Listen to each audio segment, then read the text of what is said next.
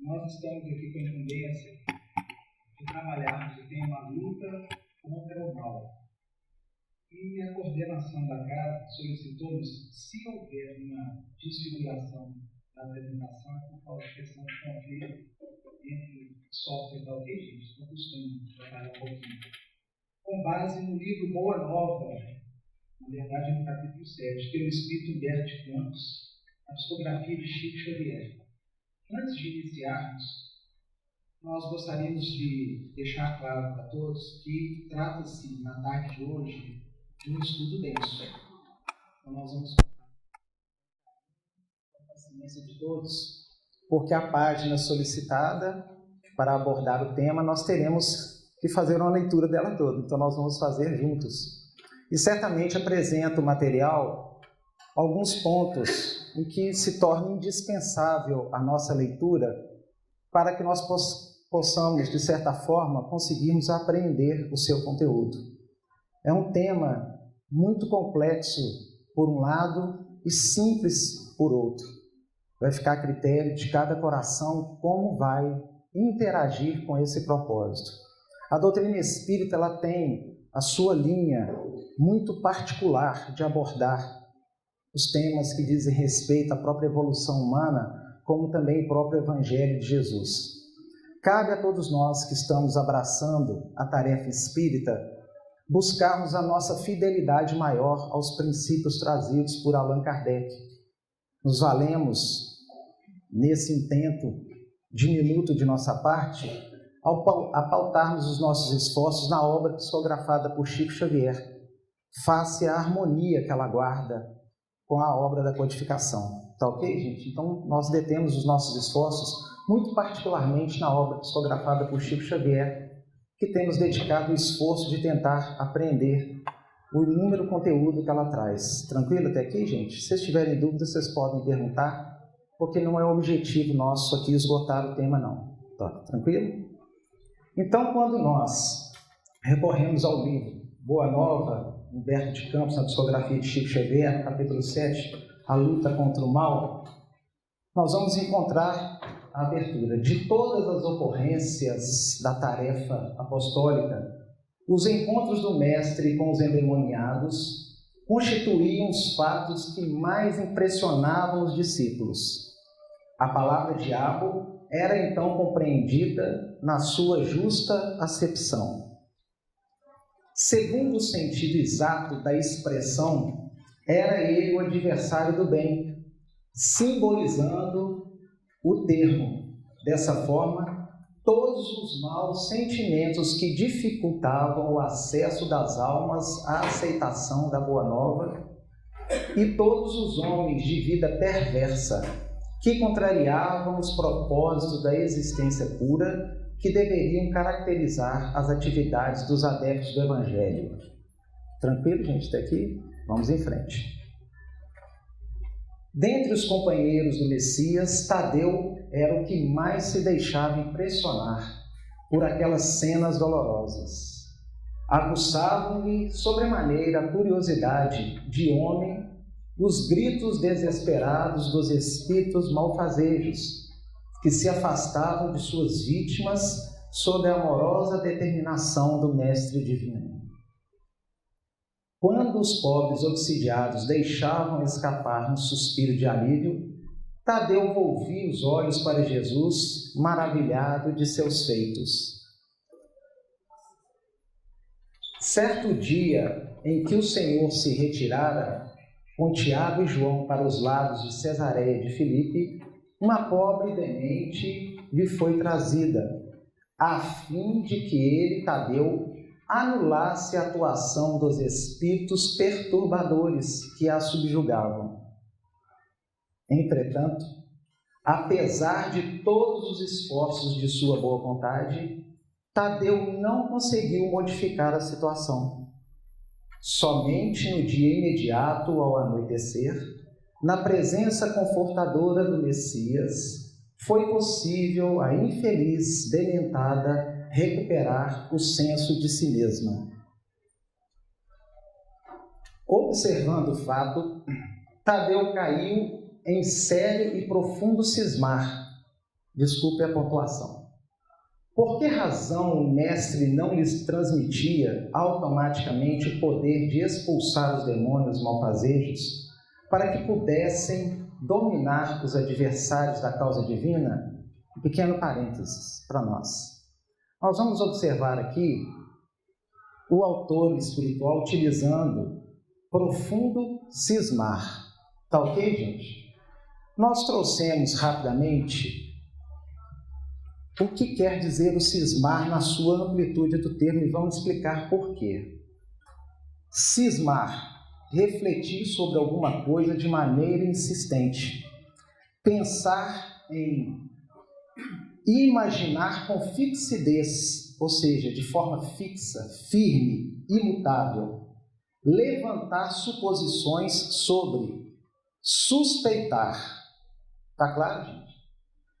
Por que nós fizemos esses parênteses antes?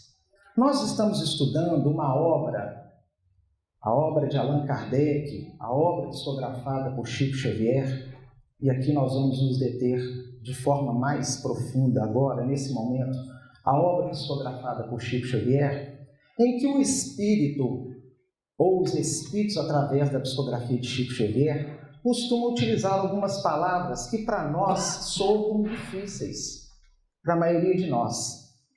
E alguns dizem assim, por que o espírito não utilizou uma palavra mais simples? Porque o objetivo do espírito é abordar todo o significado. Vocês estão entendendo? Tá claro? Então, cuidado quando formos substituir as palavras no sentido de atender as pessoas. Porque ele não quis dizer simplesmente, um dos pontos aqui, hipoteticamente, levantar suposições. Ele quis dizer, refletir sobre uma coisa de maneira insistente, pensar em imaginar de forma fixa, firme, imutável, levantar suposições, até mesmo suspeitar. Entendeu? A obra psicografada por Chico Xavier foi psicografada a princípio por um espírito que conhece português com uma mediunidade inigualável. A dificuldade vai ser na hora de transportar para outra língua. Entendeu, gente? Porque nós estamos vendo muito comumente aqui no Vai Nenhuma Crítica substituição de palavras na obra por um sinônimo apenas. O Espírito não inventou uma palavra. O objetivo dele é desenvolver um pensamento e atender com profundidade todo o conceito que ele almeja. Por isso ele utilizou a palavra cismar. Tá certo, gente? Tranquilo até aqui? Apenas um parênteses. Podemos continuar? Então ele continua. Se era então fácil a Jesus a cura integral dos endemoniados, por que motivo não provocava ele de vez a aproximação geral de todos os inimigos da luz, a fim de que pela sua autoridade fossem definitivamente convertidos ao reino de Deus? Um questionamento lógico, não é isso, gente? Vamos à frente. Com o cérebro torturado por graves cogitações e sonhando possibilidades maravilhosas para que cessassem todos os combates entre os ensinamentos do Evangelho e os seus inimigos, o discípulo inquieto procurou avistar-se particularmente com o Senhor, de modo a expor-lhe com humildade suas ideias íntimas. Numa noite tranquila, depois de escutar as ponderações, perguntou-lhe Jesus em tom austero: Tadeu, qual o principal objetivo das atividades de tua vida? Transportemos para nós. Como se recebesse uma centelha de inspiração superior, respondeu o discípulo com sinceridade: Mestre, estou procurando realizar o reino de Deus no coração. A dificuldade dele era com que? Expulsar os demônios, não é verdade? Então Jesus começou uma construção com ele. Se procura semelhante realidade, por que a reclamas no adversário em primeiro lugar? Estou tampando vocês. Seria justo esqueceres as tuas próprias necessidades nesse sentido? Se buscamos atingir o infinito da sabedoria e do amor em nosso Pai, indispensável se faz reconheçamos que todos somos irmãos no mesmo caminho. Senhor, os espíritos do mal são também nossos irmãos? Inquiriu admirado o apóstolo. Toda a criação é de Deus. Os que vestem a túnica do mal envergarão um dia a da redenção pelo bem. Acaso poderias duvidar disso? O discípulo do Evangelho não combate propriamente o seu irmão, como Deus nunca entra em luta com seus filhos. Aquele apenas combate toda manifestação de ignorância, como o pai que trabalha incessantemente pela vitória do seu amor junto da humanidade inteira. Ponto importante para a gente poder refletir. A gente não costuma interromper a página, não. Mas é importante observarmos aqui que não há um combate contra as criaturas, mas contra a manifestação de ignorância. Este é o nosso papel, lutarmos contra a manifestação da ignorância, em todos os sentidos. Vamos em frente. Mas não seria justo, ajuntou o discípulo com certa convicção, convocarmos todos os gênios malfazejos para que se convertessem à verdade dos céus? O mestre, sem se surpreender com essa observação, disse: por que motivo não procede Deus assim? Porventura teríamos nós uma substância de amor mais sublime e mais forte que a do seu coração paternal? Tadeu, jamais ouvidemos o bom combate. Se alguém te convoca ao labor ingrato da má semente, não desdenhes a boa luta pela vitória do bem, encarando qualquer posição difícil como ensejo sagrado para revelares a tua fidelidade a Deus. Abraça sempre o teu irmão. Se o adversário do reino te provoca ao esclarecimento de toda a verdade, não desprezes a hora de trabalhar pela vitória da luz. Mas segue o teu caminho no mundo, atento aos teus próprios deveres, pois não nos consta que Deus abandonasse as suas atividades divinas para impor a renovação moral dos filhos ingratos que se rebelaram na sua casa. Se o mundo parece povoar-se de sombras, é preciso reconhecer que as leis de Deus são sempre as mesmas em todas as latitudes da vida. Pequena interrupção novamente. Importante considerarmos isso. Não nos consta que Deus abandonasse as suas atividades divinas para impor a renovação moral dos filhos ingratos que se rebelaram na sua casa. Seguindo esse princípio, nós que estamos abraçando a doutrina espírita, precisamos indispensavelmente considerar isso em todas as nossas atividades. Jesus, como maior de uma fraternidade mais real e mais profunda, cabendo a todos nós ainda uma luta muito grande para alcançarmos esses valores. Tá certo, gente? Mais no sentido de colocarmos um ponto de humildade e reflexão da realidade do que propriamente lançarmos num patamar de desânimo.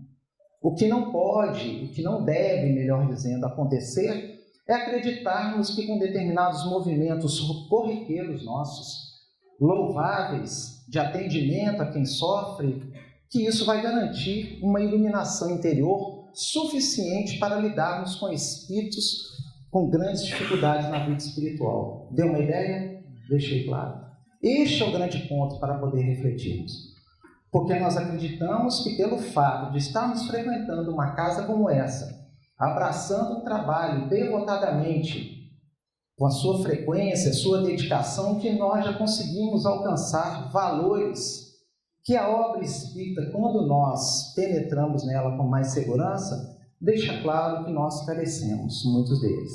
A gente costuma citar muito claramente para aqueles que têm estado conosco de forma mais objetiva, o quanto que é desafiador para nós inúmeras dificuldades que nos visitam naquela posição a título de aferir os valores realmente conquistados. Então nós vamos citar um exemplo rápido, que a gente sempre cita. Nós vamos encontrar no livro Sexo e Destino, por exemplo, na psicografia de Chico Xavier pelo espírito André Luiz, o caso do companheiro Irmão Neves.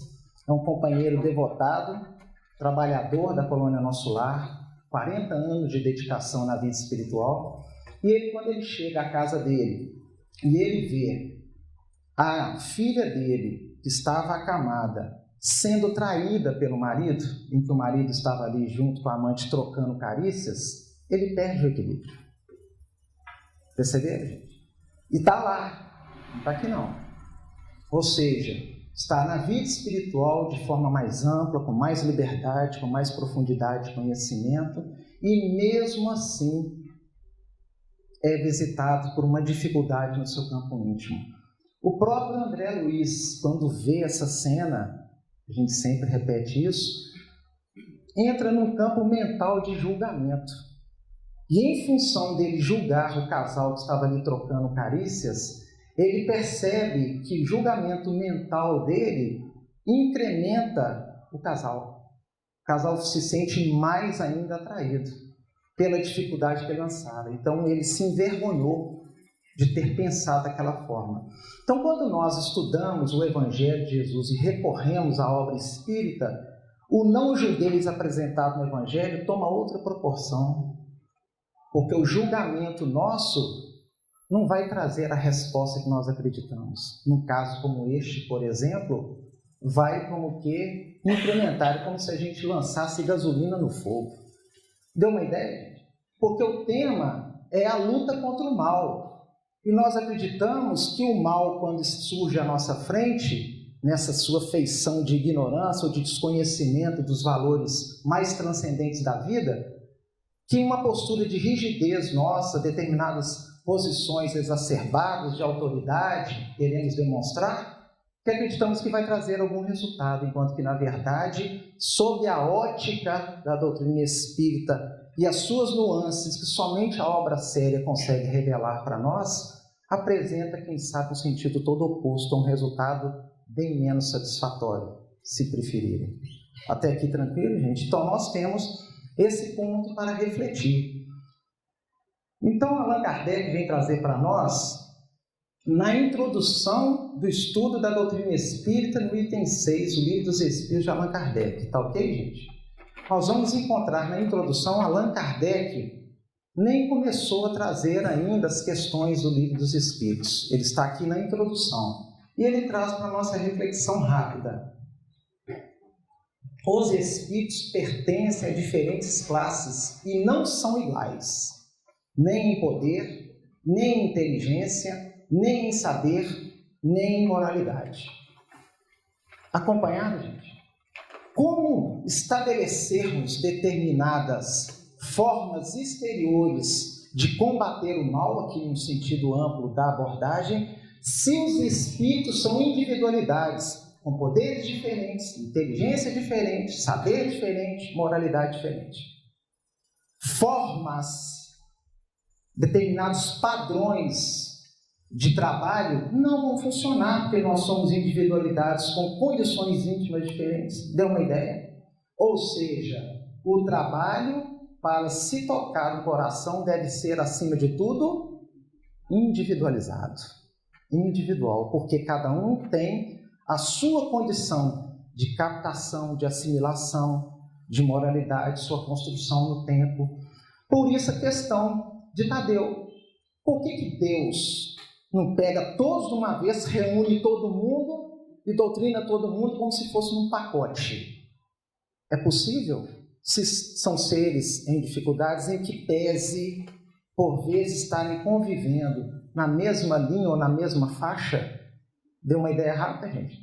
Então, a doutrinação, por exemplo, numa reunião mediúnica, vai guardar particularidades, discursos diferenciados.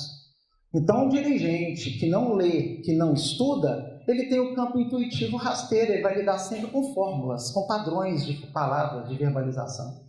Perceberam? Mas nós estamos lidando com indivíduos que têm construções diferentes, entendimentos diferentes. Cada um de nós aqui tem uma condição assimilativa diferenciada. Então, vou dar um exemplo bem rápido para todos, para não cansá-los. No início da nossa atividade aqui, pode um companheiro aqui resolver fazer uma leitura de uma página, não é isso? Faz uma leitura de uma página de Emmanuel. Aí chama aqui o Ricardo faz a leitura. Se nós pudéssemos fazer um questionamento individual, cada um iria perceber essa página de forma diferente. Poderíamos perguntar para ela o que essa página representou para você. Ela vai dizer o quê? Para mim foi um bálsamo. Aí pergunta para o senhor aqui, o senhor fala assim, essa página podia ser para minha sogra. Para ele, não passou, percebeu? Não teve. Para outra, chega para ela, ela fala assim, foi um puxão de orelha para mim. Entendeu, gente? Porque a condição é diferente. A assimilação nossa, o desdobramento, a repercussão na alma é diferente. Até aqui tranquilo, gente? Vamos em frente. Que é denso o estudo, então nós temos que acelerar um pouquinho. Os da primeira ordem são os espíritos superiores, que se distinguem dos outros pela sua perfeição, seus conhecimentos, sua proximidade de Deus, pela pureza de seus sentimentos e por seu amor do bem. São os anjos ou puros espíritos. Então nós temos nas ordens mais acima os espíritos grandiosos, tá ok? Mas o que nos interessa mesmo são os espíritos mais em outras dificuldades, não é isso? Nós estamos lutando contra o mal. Os das outras classes que se acham cada vez mais distanciados dessa perfeição, mostrando-se os das categorias inferiores, na sua maioria eivados das nossas paixões, o ódio, a inveja, o ciúme, o orgulho, etc. Comprazem-se no mal. Então nós vamos ter os espíritos que vão avançando na escala, e isso para nós como espíritas é indispensável que tenhamos pelo menos uma noção mais clara, mais ampla da escala espírita apresentada por Allan Kardec. Já a partir da questão 99 de Livro dos Espíritos, nós entendemos que nós temos aqueles espíritos, na sua maioria, que são eivados dessas paixões, o ódio, inveja, ciúme, e comprazem-se no mal, ou seja, são vinculados a valores que geram transtornos, dificuldades, sofrimentos para outras criaturas. Vamos tentar ver por quê. Há também, entre os inferiores, os que não são nem muito bons, nem muito maus, antes perturbadores e enredadores, do que perversos. A malícia e as inconsequências parecem ser o que neles predomina. São os espíritos estúrdios ou levianos, espíritos que arruaceiros, brincalhões, repetindo que Allan Kardec trouxe, inconsequentes, adotam atitudes, de certa forma, sem dimensionar a repercussão que vão trazer. Então é muito comum, por vezes, um médium ser visitado por um espírito que não seja malfazejo. Então ele apresenta até de certa forma uma condição de bondade. Tá certo até aqui, gente? Estão acompanhando? Mas esse espírito tem a sua forma de ver a vida, a sua filosofia de vida, o seu entendimento religioso, o seu entendimento a respeito de qualquer questão da ciência. Esse espírito, então, vale-se de um instrumento e não tem sequer noção da repercussão daquilo que ele está dizendo para o coração que está escutando. Deu uma ideia a todos que a gente está tentando trazer rapidamente? Então nós temos, como Allan Kardec vai trazer para nós, no Livro dos Médiuns, a respeito tanto da obsessão quanto no capítulo da identidade dos espíritos, que nós vamos encontrar obsessores, espíritos obsessores, que não são maus. Conseguiram acompanhar, gente? A gente está dizendo aqui, há espíritos obsessores que não são maus. E Allan Kardec diz, até algo de bom tem. Só que eles têm a sua forma de pensar a respeito de tudo que a gente trouxe, ciência, filosofia, religião. Por isso, a assertiva de Emmanuel, se algum dia eu contradizer a Jesus e a Kardec, Deixe-me e fique com Jesus e com Kardec. Não importa o que o Espírito trouxe. Se há uma desarmonia com Allan Kardec, ele representa uma forma particular de pensar. Não cabe prosperar em nosso meio. Não é uma questão de alijamento, é uma questão de não patrocinarmos, é diferente. E, logicamente, dentro das nossas possibilidades, se for possível, trabalharmos nessas condições. Por quê? Porque uma filosofia pessoal, uma abordagem pessoal que é lançada, seja através de medianeiro, de uma obra, de uma exposição doutrinária, o coração assimila aqueles que estão ouvindo e vão tomar isso como roteiro para a própria vida. Quais são as consequências dessa atitude? Deu uma ideia? Todos estão alcançando? É o roteiro para ela. Ela vai dar uma volta de 300, 400 anos para esses autores.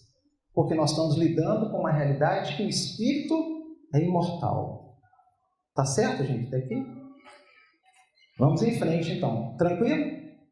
Vamos lá. Os espíritos não ocupam perpetuamente a mesma categoria. Todos se melhoram passando pelos diferentes graus da hierarquia espírita. Essa melhora se efetua por meio da encarnação, que é imposta a uns como expiação, a outros como missão. A vida material é uma prova que lhes cumpre sofrer repetidamente, até que hajam atingido a absoluta perfeição moral. Por que nós colocamos isso? Parece assim alguns que estão aqui. Isso tudo a gente já sabe. Nós estamos numa casa espírita, já costumamos a ouvir isso. Quem sabe não seria um relembrar.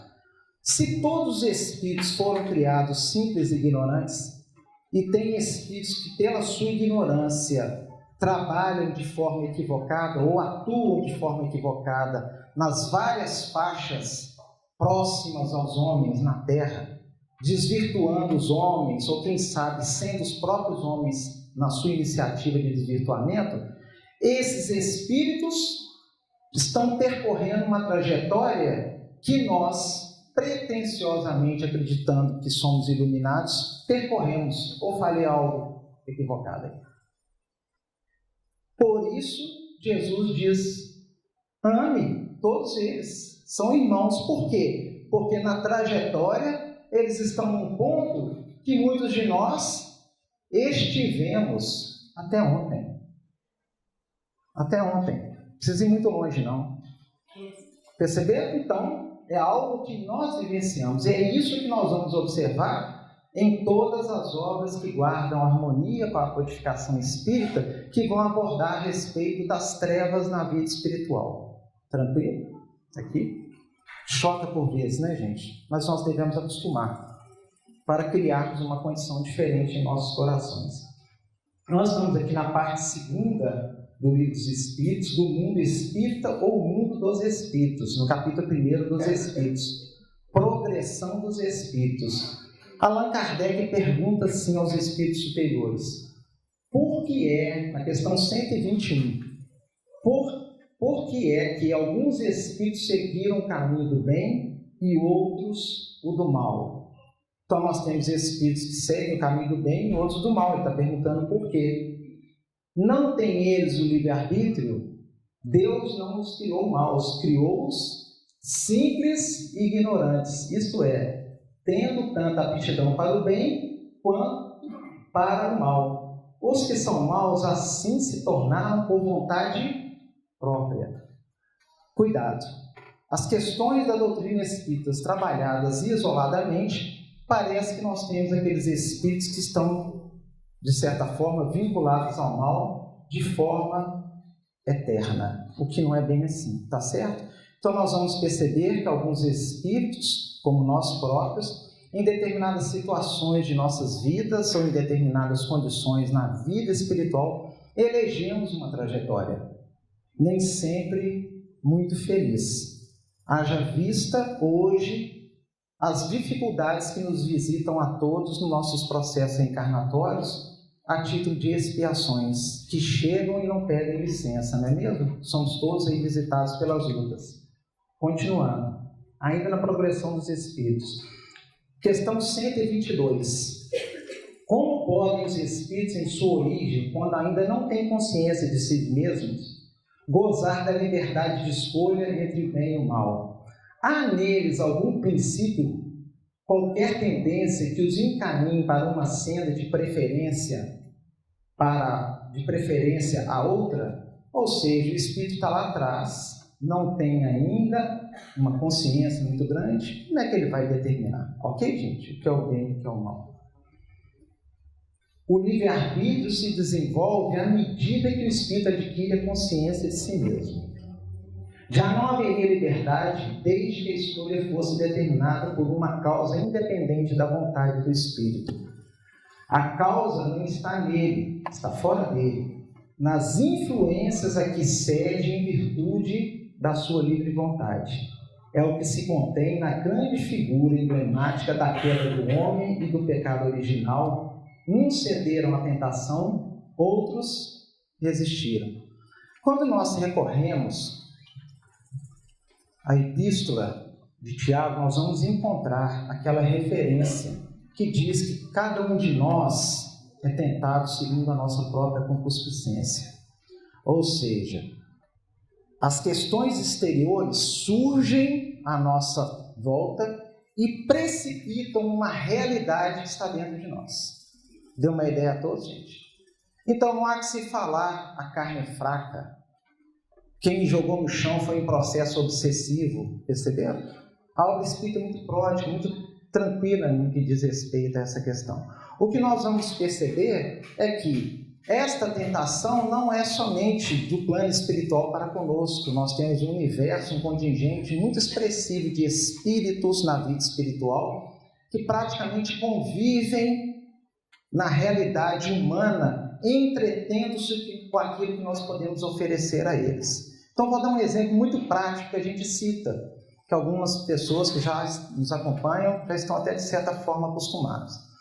Se o Carlos, sou eu, tá ok, gente?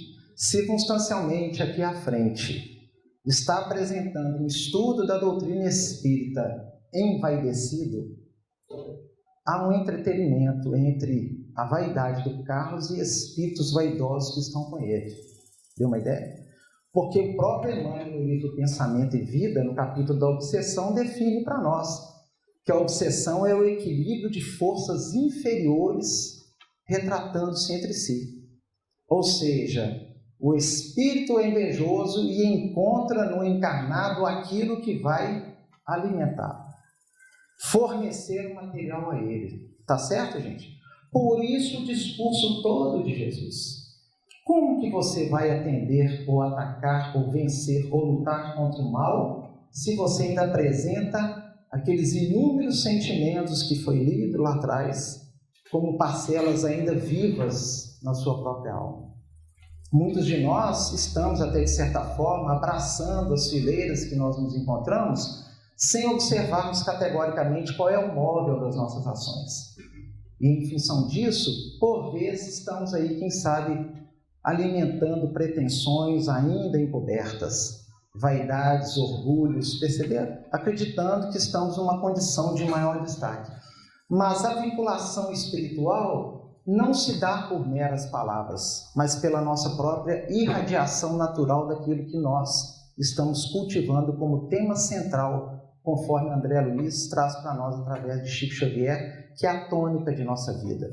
Então, nesse momento em que o Carlos está aqui, de certa forma, com determinadas posturas menos felizes, há um estabelecimento menos feliz de vinculação espiritual por parte do Carlos, em que pese a luta dos benfeitores para que o Carlos assimile o conteúdo que está tentando trazer aos corações para si próprio. Tranquilo, gente, até aqui que está sendo dito? Então, nós vamos observar isso. Vamos em frente. Está difícil? Estão conseguindo acompanhar atrás? Vamos lá. Na questão A, 122A. De onde vêm as influências que sobre ele se exercem? Dos espíritos imperfeitos que procuram apoderar-se dele, dominá-lo e que rejubilam com fazê-lo sucumbir. Foi isso que se intentou simbolizar na figura de Satanás. Então, nós vimos lá atrás a figura do diabo na página. Então nós temos esses espíritos que procuram, acima de tudo, fazer o quê, gente? Apoderar-se de nós. Tá certo? Então começam, por vezes, de forma muito sutil, imperceptível aos nossos olhos se nós não queremos enxergar. Tranquilo? Então surge dessa forma. Vamos em frente. Na questão B, tal influência só se exerce sobre o espírito em sua origem? Acompanha-o na sua vida de espírito até que haja conseguido tanto império sobre si mesmo que os maus desistem de obsidiá-lo. Qual de nós, então, está livre do processo de influência espiritual, de tentações e ataques? Nenhum de nós. Até conseguirmos vencer o império sobre nós mesmos. Tá certo até aqui, gente? Então, todos nós estamos sujeitos a isso. Então, por vezes, nós vamos lidar com um determinado espírito, nós vamos tentar, quem sabe, ficar mais ameno um pouquinho para não cansá-los. O dirigente está em diálogo com o espírito até certo ponto, em função elevada a uma reunião mediúnica, porque ele é um espírito que se apresenta atuando sobre determinada criatura à distância. E a dificuldade desse espírito aceitar o diálogo com o dirigente vai perdendo a paciência. Perceberam? Na perda da paciência do dirigente, ele já, como que, entrou numa faixa menos feliz. É muito comum. Então, nós percebemos até mesmo o que é narrado no livro Nos Domínios da Mediunidade, na psicografia de Chico Xavier pelo espírito André Luiz, o esclarecimento de André Luiz, que por vezes um médium, não suportando a dificuldade do espírito em aceitar o que o dirigente está trazendo, corta a comunicação, interrompe a comunicação, e sendo o médium, aquele tarefeiro, o primeiro no combate ao mal que o espírito traz. Por vezes não é o dirigente que se irrita, é o médium que se irrita, ou o grupo mediúnico que não consegue suportar aquele processo demorado. E a gente sempre traz isso para as nossas reflexões. No livro Desobsessão, traz lá uns pontos acerca da comunicação dos espíritos, não é mesmo, gente? Traz pontos para nós a respeito de que o médium deve dar em torno de 2 manifestações para dar oportunidade a outros, não é assim? Mas nós temos, a gente sempre cita também no livro Libertação, o caso de um espírito que é um dos que atuava sobre Margarida, no livro Libertação, na psicografia de Chico Xavier pelo espírito André Luiz. Esse espírito é levado para um diálogo com o dirigente que durou 60 minutos. Agora, vocês imaginam uma reunião mediúnica, o dirigente numa interlocução 60 minutos com um único espírito. O grupo vai ter que ter uma consistência suficiente de que determinadas situações vai requerer maior esforço, mais dose de paciência, ou quem sabe, inúmeras reuniões para que aquele espírito modifique o padrão. Várias reuniões. Há como que uma derrota aparente do dirigente naquele dia, ou na sequência dos dias. Mas a luta, por vezes, demanda tempo. Tá certo, gente? Podemos ir em frente? Tá difícil? Vamos lá. Tem muita coisa, hein? Vamos. Nós estamos aqui agora na parte segunda, no capítulo 6, do Livro dos Espíritos ainda. Capítulo 6, da vida espírita, as relações no além-túmulo. Na questão 281. Por que os espíritos inferiores se comprazem em nos induzir ao mal? Boa pergunta. Por que tem esse monte de obsessor? Espíritos se apresentam como demônios, pessoas endemoniadas. Por que esses espíritos se comprazem? Pelo despeito, a resposta, pelo despeito que lhes causa o não terem merecido estar entre os bons. O desejo que neles predomina é o de impedirem, quanto possam, que os espíritos ainda inexperientes alcancem o supremo bem. Querem que os outros experimentem o que eles próprios experimentam. Isto não se dá também entre vós outros? Qual é o móvel desses espíritos? Inveja, despeito. Desencarnam, Acreditaram por vezes que construíram o céu. Chegam na vida espiritual, deparam-se com uma realidade, sentem por vezes envergonhados diante dos seres maiores, luminares. Então o que eles fazem? Atrelam-se a um contingente espiritual de encarnados, não permitindo que esses espíritos ainda inexperientes alcancem o supremo bem. Entendeu, gente? São maus na sua plenitude, trazem um componente de deficiência no campo íntimo. E por vezes a gente acredita que isso não acontece, que está lá com os espíritos, lá longe. Ou quando a gente está em casa, na nossa casa, naquela situação, o sonho é montar um espaço, gente, de home theater, não é isso? Para poder assistir uma televisão. E o recurso não dá, né? Então a gente vai lá com muita luta, compra uma televisão de LED de 42 polegadas. Aí vai na casa do melhor amigo ou do irmão, tá lá aquela televisão de 65 polegadas, não é verdade?